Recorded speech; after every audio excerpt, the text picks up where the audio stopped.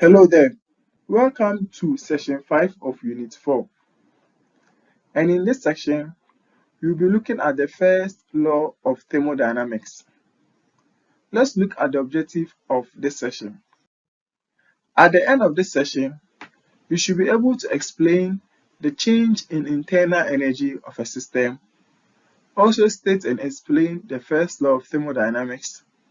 You should be able to define isolated system and cyclic process. We should be able to explain and expand the equation connecting the change in internal energy of a system, heat supplied to the system, and work done by the system. Let's look at the first law of thermodynamics. There are actually two ways in which energy can be transferred between the system and the surroundings. One is work done by the system, which require that there be a microscopic displacement of the point of application of force or pressure. The other one is heat, which occurs through a random collision between the molecules of a system. As a matter, a microscopic displacement. Both mechanisms result in the change in internal energy of the system, and therefore usually result in measurable changes in the microscopic variable of the system, such as pressure, temperature, and volume of a gas. Let us consider these ideas on quantitative basis. Suppose that a system undergoes a change from an initial state to a final state. During this stage, energy is transferred by heat, say Q, to the system, and work done is also done by the system, so W. As an example, suppose that the system is a gas in which the pressure and the volume change from P1 and V1 to PF and VF.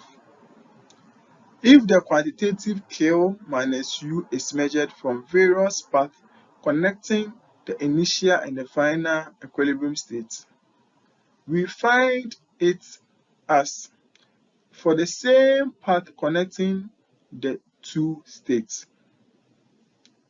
We conclude that the quantity Q minus U is determined completely by the initial state of the system, which we can call this quantity the change in internal energy of the system. We can then express the first law of thermodynamics as the change in internal energy of a system equals the heat added to the system minus the work done. Let's talk about isolated systems. When you say isolated system, it's a system that does not have an interaction with its surroundings in such a way that no heat transfer takes place and the value of work done by the system is also at 0. Meaning we are going to get the internal energy remains constant.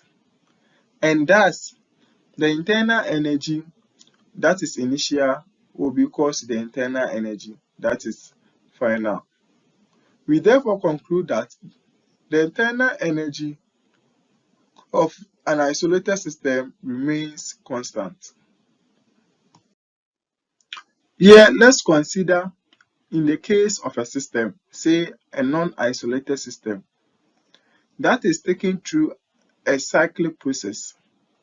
And when we say a cyclic process, we mean a process that starts and ends at the same state.